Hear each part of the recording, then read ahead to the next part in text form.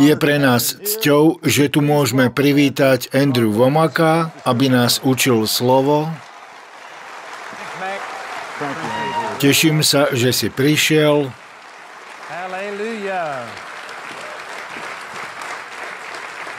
Všetkým vám veľmi, veľmi ďakujem. Je to pre mňa podsta, že tu môžem byť. Ďakujem vám. Kedysi som pastoroval 3 malé cirkvy a tak viem, že keď prenecháte pult niekomu inému a vy nemáte žiadnu kontrolu nad tým, čo sa tam bude hovoriť, tak to je trocha desivé. A tak si veľmi cením to, ako ste ma tu poctili a je to pre mňa veľkým požehnaním byť tu. Teraz ešte niečo veľmi narýchlo. Nemám tu žiadne materiály, nič som si nepriniesol, ale povzbudzujem vás v tom, aby ste si nejaké pozreli. Na našom webe je vyše 200 000 hodín vyučovania, ktoré je zdarma a môžete si to tam vypočuť. Nie sú to len moje vyučovania, ale aj vyučovania ľudí z biblickej školy. Ak by ste to počúvali 24 hodín denne, tak by vám to trvalo 22 rokov cez to všetko prejsť. Ak by ste to robili len 8 hodín denne, tak by to bolo 66 rokov. Takže ešte raz, je to všetko zdarma a tak vás povzbudzujem, aby ste si to pozerali. a2tvmi.net. Takže nemám príliš veľa času, tak poďme teraz rovno do slova. Nalistujte si prosím 1. kapitolu Efeským. Keď som sa poprvýkrát naozaj obrátil k Pánovi a som si istý, že toto ste zažili viacerí, Boh ma začal priťahovať a hovoril mi, že je tam toho o mnoho viac, než len znovuzrodenie. Áno, znovuzrodenie je úžasná vec, ale pred nami je úžasná radosť, úžasné víťazstva a veci dostupné už v tomto živote. Keď som to začal vidieť, tak som sa začal pýtať, Pane, ako sa dostanem odtiaľto, kde som teraz, tam, kde by som mal byť. A Pán mi o tom povedal mnohé veci. Ale čo sa týka tejto modlitby v 1. kapitole Efeským a podobná je v 3. kapitole, tieto modlitby sa modlím veľmi veľa a vždy tam vložím svoje meno, lebo toto je modlitba z Biblie a tak viete, že je podľa Božej vôle, čo hovorí Ján 5.14. Ak si pýtame čokoľvek podľa jeho vôle, tak vieme, že nás počuje. A ak vieme, že počuje všetko, za čo ho prosíme, tak vieme, že nám aj splnil tieto prosby. Takže vždy sem strčím svoje meno a modlím sa to. A povzbudzujem každého z vás, aby robil to isté. A výsledok bude, že Boh vám začne dávať zjavenie. V 1. liste Petra 1.3 sa hovorí: Všetko, čo je potrebné pre život a zbožnosť, je nám dané cez poznanie toho, ktorý nás povolal ku sláve a cti, verš 4, obdarujúc nás nesmierne veľkými a vzácnymi zasľúbeniami, aby sme nimi mali účasť na božskej prirodzenosti. Takže všetko, čo potrebujete, prichádza cez poznanie. Ak máte nedostatok v nejakej oblasti, tak to je problém poznania. Viera je založená na poznaní. Viera je víťazstvo, ktoré premáha svet. Ale viera je založená na poznaní. To, čo neviete, to vás doslova zabíja. Takže chcel by som teraz prejsť touto Pavlovou modlitbou, trocha ju zanalyzovať a povzbudiť vás v tom, aby ste sa ju aj vymodlili a dovolte Bohu, aby cez ňu k vám hovoril, tak, aby sa tieto veci uskutočňovali aj vo vašich životoch. Takže Efeským 1, celé to miesto je výborné, ale teraz preskočme na verš 15, preto aj ja, keď som počul o vašej viere v Pána Ježiša a o láske ku všetkým svätým, neprestávam ďakovať za vás a rozpomínať sa na vás v modlitbách, aby Boh nášho Pána Ježiša Krista, Otec slávy, vám dal ducha múdrosti a zjavenia v poznávaní Jeho. Tu by som mohol zastať a kázať o tomto celý deň. Väčšina ľudí nerozumie tomu, že Božie slovo nie je napísané pre vašu hlavu, ale pre vaše srdce. Božie veci musíte prijímať srdcom. 1. Korinským 2.14 hovorí: Prirodzený človek, a to môže byť nespasený človek, ale môže to byť aj kresťan, ktorý žije ako neveriaci a chodí v márnosti mysle. Takže prirodzený človek nemôže prijímať veci Ducha Božieho, lebo sú preňho bláznovstvom. Ani ich nemôže poznať, lebo ich treba duchovne rozlišovať. Musíte dovoliť Božiemu duchu, aby vám zjavoval Boha. Nemôžete ho objavovať len svojou myslou. Dnes ráno som si čítal knihu Kazateľa, čo zrovna nie je moja najobľúbenejšia kniha, lebo Šalamún mal niektoré vážne problémy, že? Až sa napokon na konci života úplne odvrátil od Pána. A tu hovorí, ako sa snažil objaviť múdrosť, ale bola príliš hlboká a príliš vzdialená. O čom sa tu vlastne píše? Svojimi schopnosťami nedokážete objaviť príliš veľa vecí. Máme tu Jeremiáša 10.33. V celej tejto kapitole sa hovorí o prichádzajúcom Božom súde na jeho ľud. A uprostred tohoto sa Jeremiáš pýta, ako sa mohlo toto stať ľuďom, ktorí boli zrenicou Božieho oka, ktorí zažili tak úžasné veci a teraz Jeremiáš prorokoval o nepriateľovi, ktorý príde, zničí ich mestá aj ľudí, ktorý rozpára tehotné ženy a vyberie z nich deti. Jeremiáš hovoril o týchto strašných súdoch, ktoré prichádzajú na Izrael a hovorí, ako by sa toto mohlo stať Božiemu vyvolenému ľudu. A potom si vo verši 23 sám odpovedá na túto otázku. Hovorí, Pane, viem, že človek nemá v moci svoju cestu a ten, kto chodí, neurčuje svoje kroky. Hovorí sa tu vlastne, že sami o sebe sa vlastne ani nelíšime veľmi od zvierat. Pre mnohých toto neznie príliš povzbudzujúco, najmä pre tých, ktorí si myslia, aký som úžasný a na všetko musím prísť sám. Pre vás to bude urážlivé, ale Biblia hovorí, že človek sám o sebe sa nijako nelíši od zvieraťa, šelmy, lebo nás pokazila naša padlá prirodzenosť. A tak nemôžete žiť svojou vlastnou múdrosťou. Musíte nechať Boha, aby vám zjavoval veci. A toto sa tu modlí Pavol. Bože, daj im ducha múdrosti a zjavenia v poznávaní teba a poviem vám, že Boh vám o sebe môže zjaviť také veci, na ktoré svojou myslou jednoducho nemôžete prísť. Ako som tu nedávno spomenul, často cestovávam s Paulom Milliganom, ktorý je veľmi úspešný podnikateľ, je veľmi úspešný aj na burze a na 6 rokov sa stal šéfom môjho pracovného tímu. Odišiel odo mňa pred 2 rokmi, ale stále sme priateľmi a často spolu cestujeme. A jedna z vecí, o ktorých sme sa spolu rozprávali, bolo to, že sú určité veci, ktoré ma Boh nechal urobiť a ja nie som biznismen. Vždy hovorím, že ak by som bol Bohom, ja by som si sám seba nezvolil, lebo som bol najmenej pravdepodobný kandidát na úspech. Vo svojom živote som vlastne nikdy nič poriadne neurobil. Nikdy som nebol v ničom najlepší, nebol som najhorší, len som bol vždy priemerný. A predsa Boh mi cez svojho ducha povedal také veci, ktoré sú nadprirodzené, ktoré sú ďaleko za mojimi schopnosťami. A Paul toto zistil, keď prišiel do našej služby. On má na zodpovednosti spoločnosti za $200 miliónov. A predsa u nás uvidel veci, ktoré som urobil, ktoré boli vedené Bohom, ktoré stavajú na hlavu všetky zákony logiky a predsa nám fungujú. Nehovorím to preto, aby ste ma potlapkávali po pleci. Hovorím vám to, že som nulou sám o sebe, bez Ježiša. Ale Boh spôsobí, že budete vyzerať dobre, ak ho necháte, aby vám niečo hovoril. A predsa väčšina ľudí sa spolieha len samých na seba a na svoju múdrosť. Existuje mnoho písiem typu nespoliehaj sa na svoju vlastnú rozumnosť, ale na všetkých cestách ho spoznávaj a on ti narovná chodníky. Boh je bystrejší než vy. Boh vie robiť veci lepšie, než ich robíte vy. Potrebujeme ducha múdrosti a zjavenia v poznávaní jeho. Verš 18, aby boli oči vášho poznania osvietené. Slovo poznanie tuná je z gréckeho slova dianoia a znamená hlboké myslenie.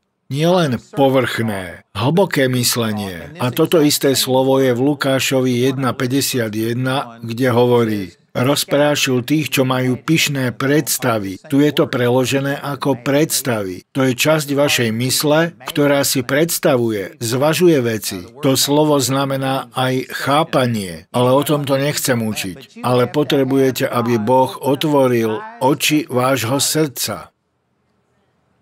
Ak vidíte len svojimi fyzickými očami, tak nikdy vo vašom živote nebude uvoľnená skutočná Božia moc. Žijeme v padlom svete a môžem vám zaručiť, že väčšina ľudí je obmedzená tým, čo vidí. Nikto nie je tak slepý ako ľudia, ktorí chodia svojim vlastným videním. Potrebujete vidieť veci svojim srdcom.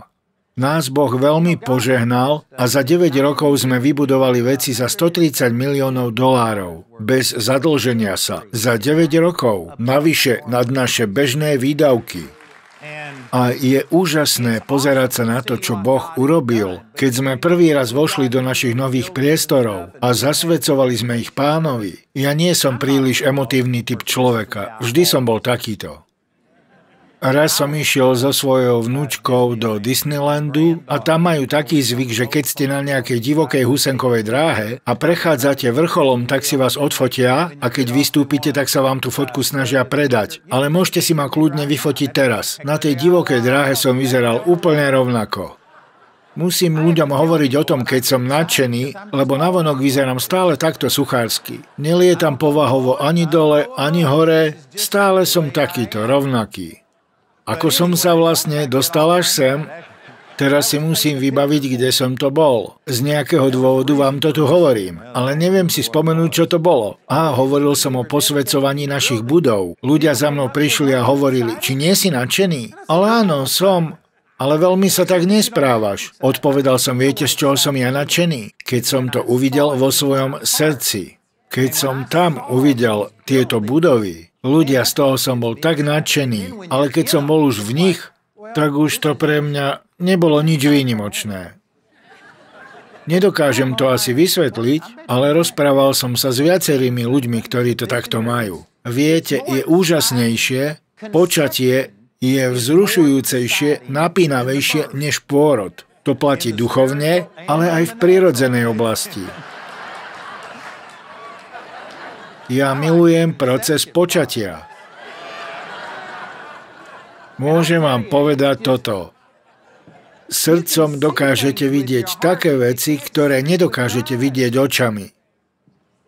Keď sme jednali s architektami, tak nám povedali, ste iní než väčšina ľudí, lebo keď niečo povieme, tak vy to vidíte. Ale mnoho ľudí nedokáže vidieť tie veci. Ľudia, ja vidím veci. Priamo teraz sa rozbieha $750 miliónov projekt, ktorý začneme v priebehu pár mesiacov. A ja som sa zvykol prechádzavať po našich pozemkoch a hľadel som na ne. Modlil som sa a zrazu bum. A uvidel som 3-4 veci, jasne. Potom idem za architektom a poviem mu, aby to urobil. Toto milujem. Milujem to, keď vidím veci v svojom srdci. A keď už potom vidíte, ako sa fyzicky uskutočnia, už to je trocha aj nuda. Takže o tomto sa tu hovorí, o očiach vášho srdca. Viete o tom, že dokážete vidieť srdcom? Ale ak nedokážete vidieť srdcom, ak ste obmedzení len na to, čo vidíte fyzickými očami a riadia vás len fyzické veci, tak za každým sa míňate s Bohom.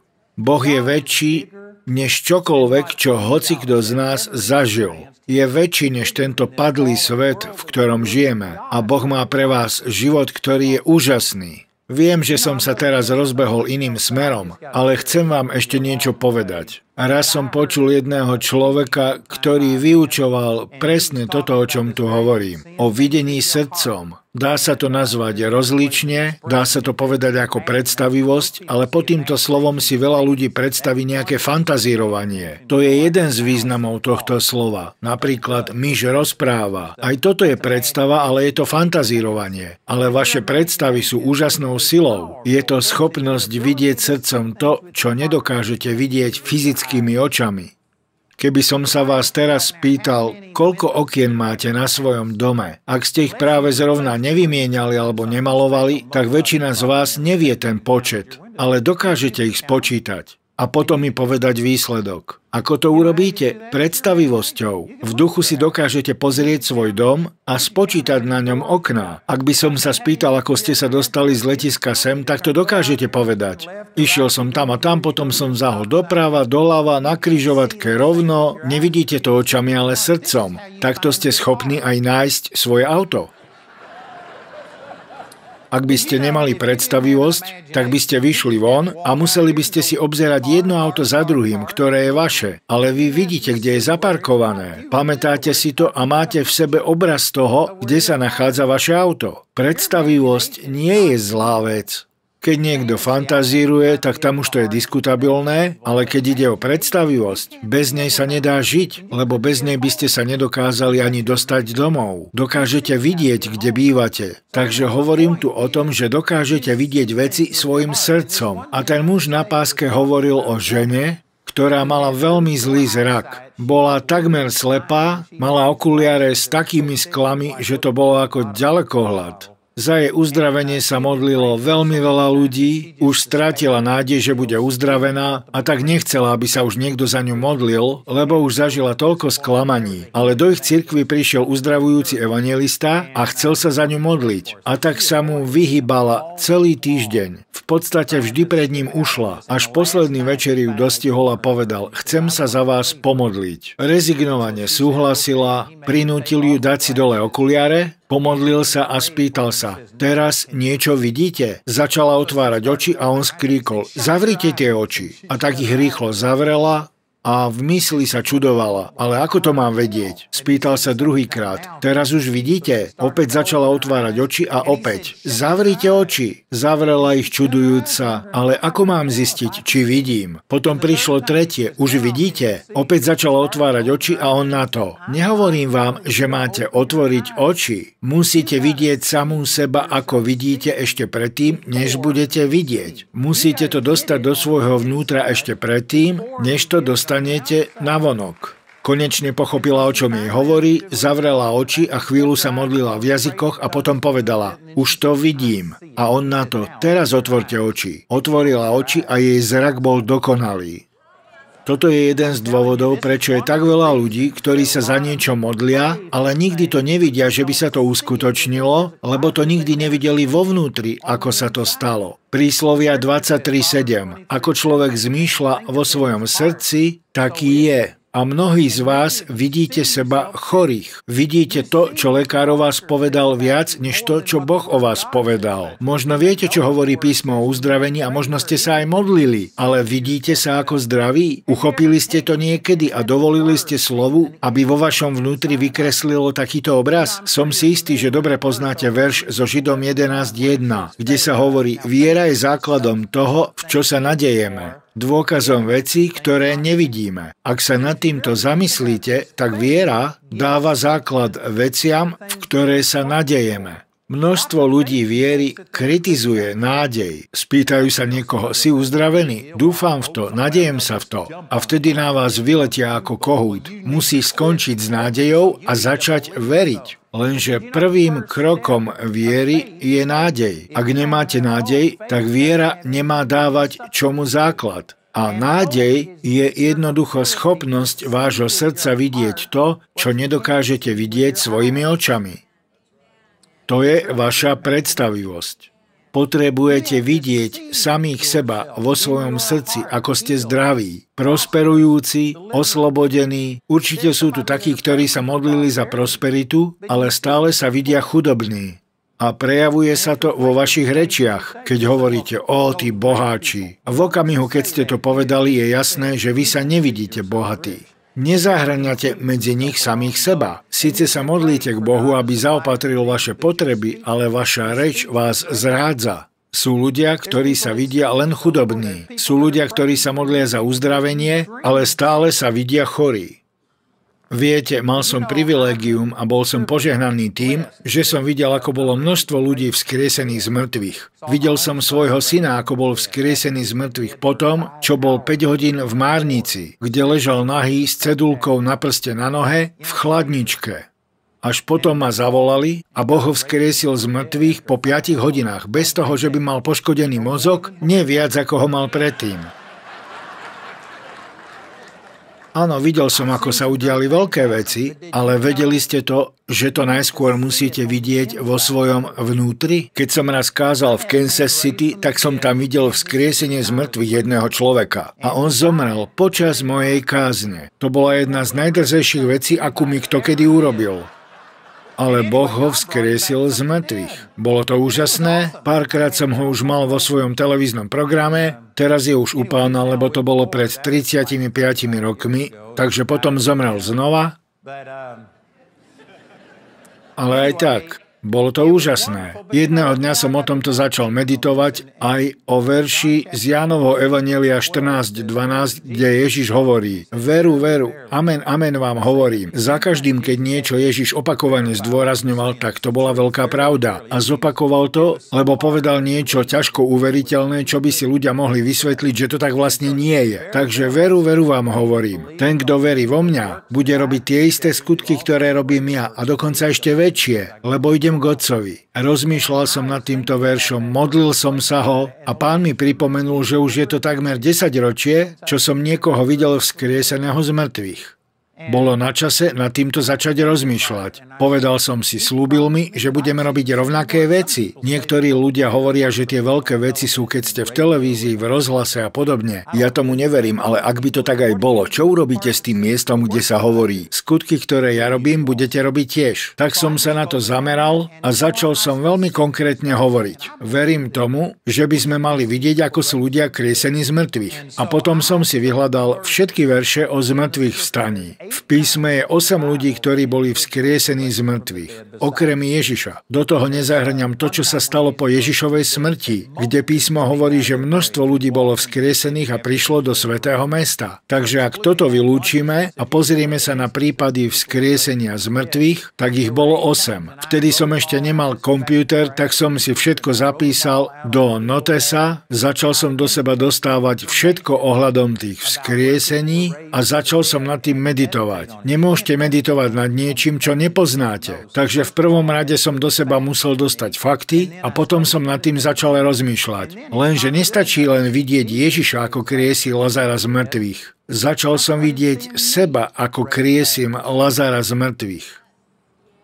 Vzal som všetky tie informácie a začal som si predstavovať, že som to ja, kto tam stojí a prikazuje, aby odvalili ten kameň. Predstavoval som si seba, ako prikazujem silným hlasom. Videl som Eliáša, ako kriesi syna vdovy. Videl som Elizea, ako kriesi chlapca z mŕtvych. Viete, ako to bolo? Lahol si na ňoho, dal svoje ruky na jeho ruky, svoje ústa na jeho ústa, ležal na ňom, chlapec sa zohrial, potom chodil hore-dole a urobil to znova. A tak som si aj ja takto líhal na posteľ a predstavoval si, že je tam človek. Videl som sa, ako toto robím. Viem, že si niektorí myslia, že som čudný, ale ja si myslím, že vy ste čudní. Keď nepoužívate svoju predstavivosť. Používate ju len vtedy, keď sa jedná o negatívne veci. Vidíte sa, ako zlyhávate, vidíte sa, ako zomierate, lekár povie, že zomriete a vy už si plánujete svoj pohreb. Takže to vidíte a myslíte si, že to je normálne. Ja myslím, že normálne je to, keď sa vidíme robiť to, čo vám Boh slúbil, že môžete. Takže som nad týmto začal meditovať a vidieť to, až sa mi o tom začalo v noci snívať. Kriesieval som 20-30 ľudí z mŕtvych. Každú noc. Bol som doslova strávený rozmýšľaním nad týmto. A potom mi raz zazvonil telefón. Bolo to 4. marca 2001 o 4:45 ráno. Môj najstarší syn mi hovoril: Otec, je mi to ľúto, ale Peter je mŕtvy. To bol môj najmladší syn. Spýtal som sa, čo sa stalo, a potom som povedal: nech sa ho nik nedotýka, dokým tam neprídeme. Obliekli sme sa, cesta do mesta trvala asi hodinu, do nemocnice sme prišli o 1:15, vyšiel mi oproti môj najstarší syn Joshua a povedal: neviem, čo sa stalo, ale 15 minút potom, čo som ti zavolal, sa Peter posadil a začal hovoriť. V márnici, v chladiacom boxe. Bol vzkriesený z mŕtvych. Ale viete čo? To nie je náhoda. Meditoval som nad písmami a používal som svoju predstavivosť. Videl som, o tomto hovorí toto písmo, aby oči vášho porozumenia. Toto slovo je v Lukášovi 1 preložené ako predstavivosť. Musíte vidieť to, za čo sa modlíte, tu vo vnútri, než to uvidíte navonok. Ale my tomu vlastne ubližujeme, keď hovoríme: ak potrebujete modlitbu, poďte dopredu a budeme sa za vás modliť. Ale vy ste sa nikdy nevideli ako zdraví, len si to nejako želáte. Ale ďalej to pôjde podľa toho, čo sa stane. Ak po modlení pocítite, že vaša bolesť zmizne skôr, než padnete na zem, tak haleluja. Ale toto je závislé od toho, čo sa udeje. A to nie je viera. Viera je schopnosť vidieť niečo vašim srdcom, skôr, než to uvidíte očami. Bratia a sestry, Boh každého z nás stvoril s veľmi živou predstavivosťou, ale smutné je, že to bolo zneužité a je to pokazené. Rímanom 1.21 hovorí o postupných krokoch, ako sa ľudia vzdialujú od zjavenia, ktoré im Boh dal. Hovorí sa tam, že poprvé neoslavovali Boha, po druhé neboli vďační a po tretie ich predstavy, myšlienky sa stali márnymi. A toto je stav, do ktorého sa dostala väčšina ľudí. A dokonca aj keď ste znovuzrodení, vaša predstavivosť nezačne pôsobiť pozitívnym smerom dovtedy, kým sa nerozhodnete, že to budete robiť. Sme vytrénovaní vidieť vždy ten najhorší scenár. Keď sa dostanete k lekárovi, tak často počujete tieto slová. Nerobte si veľké nádeje. A nádej to je vaša predstavivosť. A oni hovoria, aby ste si nerobili veľké nádeje. Je to otázka možných následkov, nechcú, aby ste príliš naľahko brali to, čo vám hovoria, neriadili sa ich inštrukciami, následkom čoho bude smrť alebo poškodenie. A tak vám povedia radšej ten najhorší možný scenár. A čo sa týka správ, už nám nepodávajú večerné správy, ale večerné proroctvá.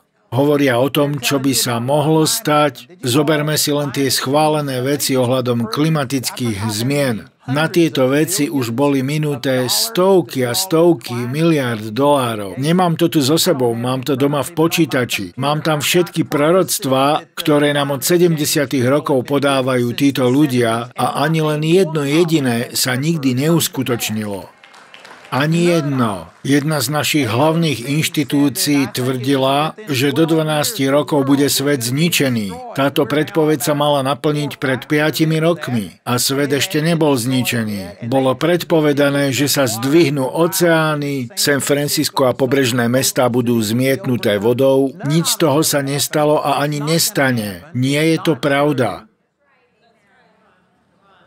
V Národnom centre pre počasie v Coloréde bol jeden chlapík, ktorý predpovedal, lebo oni robili každý rok predpovede o tom, koľko hurikánov budeme mať. A výška vášho poistného za budovy je určená aj týmto. Nepamätám si presne, v ktorom roku to bolo, ale predpovedali, že bude 12 veľkých hurikánov, ktoré spôsobia veľké problémy. A hneď na to vyletela výška poistného do závratných výšin. Ospravedlnili to týmto. Musíme byť obozretní, aby boli ľudia pripravení. Ale vás to stálo množstvo peňazí. A viete o tom, že v tom roku prišlo 0 veľkých búrok? Bol som práve v Škótsku, keď sa objavila choroba zvaná vtáčia chrípka. Keď som tam bol, tak som videl to, že urobili kopis vtákov, ktoré boli tak vysoké ako strop tejto budovy a potom spalovali milióny a milióny vtákov, hydiny a podobne po celej Anglii kvôli vtáčej chrípke. Potom som pozeral vysielanie z Národného centra zdravia, kde sa pýtali jedného z jeho vedúcich, či je šanca, že to môže zmutovať na niečo, čo bude mať vplyv na ľudí. Odpovedal, otázka neznie či, ale kedy? A pokračoval, lebo do 2 rokov celá tretina ľudskej populácie vymrie na vtáčiu chrípku. Už si nepamätám, v ktorom roku to bolo, ale sú to už desiatky rokov. Ale o rok som bol opäť v Škótsku a videl som tam správu, že na celom svete v priebehu 1 roka zomreli 2 ľudia na vtáčiu chrípku. Žiadne vymretie sa nedialo, ale zaručujem vám, že na poistnom sa to prejavilo. Keď ľudia niečo vidia, vždy predpovedajú negatívne veci. Všetko zlé, čo z toho vyjde. A aj kresťania sú na toto experti. Kresťania vám vykreslia najhorší scenár, povedia vám, vieš, myslím, že musíme čeliť faktu, že tento národ je na bode zlomu a je vo veľmi zlom stave. Nehovorím, že s tým nesúhlasím, ale vy musíte dostať svoje slovo od Boha, ale ku mne Boh prehovoril 5. marca 2021 a povedal mi to, že už sme v 3. veľkom prebudení, že táto generácia nie je zatratená, že sa vracia späť a že uvidíme, ako sa budú diať veľké veci. Takže zase som trocha odbočil, ale chcem tým povedať len to, že potrebujete, aby boli oči vášho porozumenia osvietené. Ale ak sledujete všetky správy, čítate si všetok ten odpad a sledujete ho tiež v televízii, tak sa z vás stane jeden pesimistický človek. Ale ak si budete čítať túto knihu, Božie slovo vám otvorí oči a poviem vám, že toto je úžasný čas na žitie. Bolo to v roku 2009, keď ku mne Pán prehovoril a povedal mi, aby sme vystavali celú našu Charis biblickú školu v Colorade a bolo to počas veľkej recesie. Ak si spomínate, bol to koniec roka 2008 a začiatok 2009, keď nastala tzv. Veľká recesia. Bol to najhorší čas na to niečo robiť. A ja som sa rozhodol, že toto urobíme bez zadlženia sa. A počas 9 rokov sa nám podarilo zozbierať $130 miliónov navyše nad naše bežné výdavky pre vybudovanie tohto počas veľkej recesie. Lebo ja som nevidel len to, čo hovoril svet. V Colorado Springs je vyše 200 neziskových kresťanských služobností a som v kontakte s mnohými z nich a vidím, čo sa tam deje. Zo všetkých týchto služobností viem len o 2, ktoré si nerobili rozpočet založený na recesii. Veľká väčšina z nich okamžite okresala svoje rozpočty na 20-25%, len čo prišla recesia a začali sa podľa toho zariaďovať. Videli neúspech. Boh ku mne prehovoril a ja som videl nárast. Počas tejto veľkej recesie sme mali najväčší nárast, aký sme kedy zažili. Boh povedal, že naplňa všetky naše potreby podľa svojho bohatstva v sláve cez Krista Ježiša a nie podľa americkej ekonomiky. Pripomínam, čo Meg hovoril počas zbierky. Nedovoľte, aby vás ovplyvňovalo to, čo svet hovorí o recesii. Vaše zamestnania nie sú vašim zdrojom. Vašim zdrojom je Boh. Potrebujete mať mnohonásobné prúdy príjmu. Potrebujete veriť Bohu. Ľudia, dneska tu mám tak veľa o čom kázať, ale znova hovorím, dovolíte tomuto svetu, aby vás zahnal do kúta a prinútil, aby ste zmýšľali ako on? Príslovie 23:7 hovorí, ako človek zmýšľa vo svojom srdci, taký je. Niečo vám teraz prezradím. Váš život je taký, aký ho vidíte. Ak ste chorí, tak sa vidíte ako chorí. Ak ste chudobní, tak sa vidíte ako chudobní. Nechápte ma zle, možno ste sa zúfalo modlili, prosíkali ste Boha, ale váš život je taký, aký ho vidíte, že je. Jediná výnimka z tohto je to, že existuje proces rastu a nie všetko sa deje okamžite, takže ešte môžete byť vo fáze procesu, ale ak nekráčate ku víťazstvu a nevidíte ho, je to preto, že sa vidíte porazení, lebo sa vidíte ako babrák, vidíte sa chorí, vidíte sa chudobní. Ďakujem za ohromujúce ticho. A čo by sme nemali robiť? Modliť sa takto. Ó Bože, zmeň moje okolnosti. Okolnosti sú len vedľajším produktom toho, ako zmýšľate vo svojom srdci. Ak chcete zmeniť okolnosti, zmeňte spôsob, akým rozmýšľate. A najmä zmeňte spôsob, akým vidíte veci. Vo vnútri.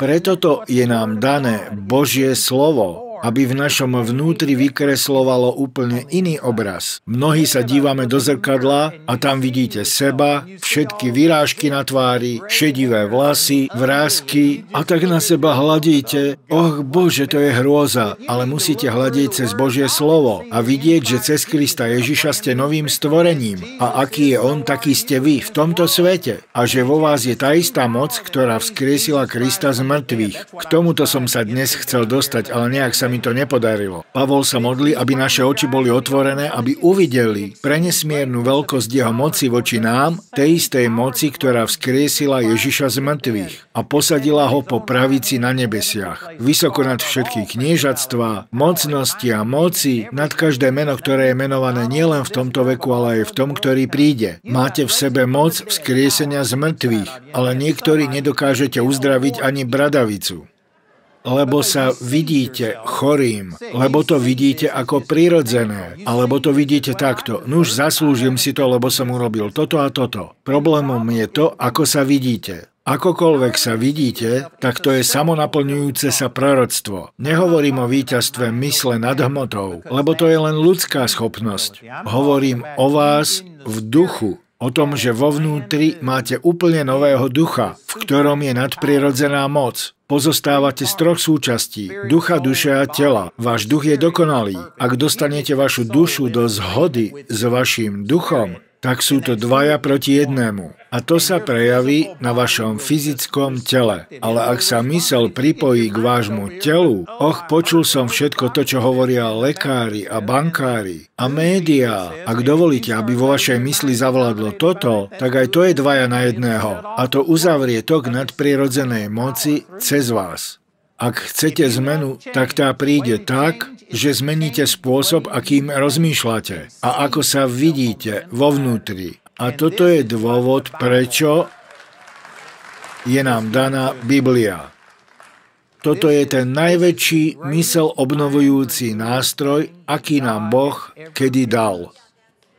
Rímanom 12.1. Prosím vás teda, bratia, pre milosrdenstvo Božie. Pavol tu hovorí, kvôli Božej dobrote. Nesnažím sa vás na toto prinútiť, snažím sa vás k tomu pritiahnuť Božou dobrotou, aby ste vydávali svoje telá v živú, svätú, Bohu príjemnú obeť, ako rozumnú to vašu službu Bohu. To nie je len pre pastorov, to je rozumná služba pre každého. A nepripodobňujte sa tomuto svetu. Slovo pripodobňovať sa znamená nalievať do formy. Viete o tom, že tento svet je ohňom, ktorý vás pretavuje? Neopúšťate tento svet v stave, v akom ste prišli.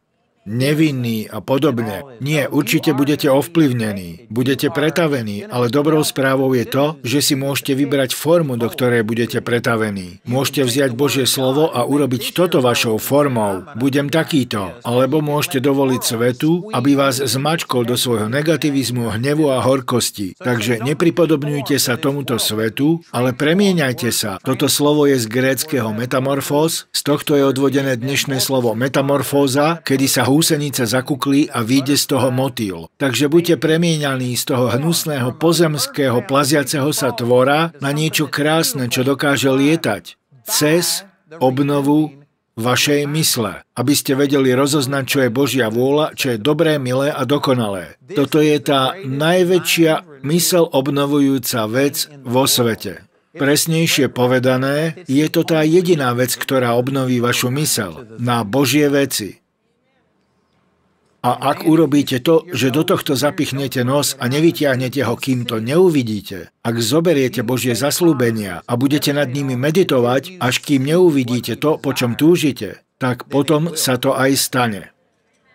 Ale je to len na vás. Ale môžem vám slúbiť, že sa vám to nepodarí za 1 hodinu v nedeľu.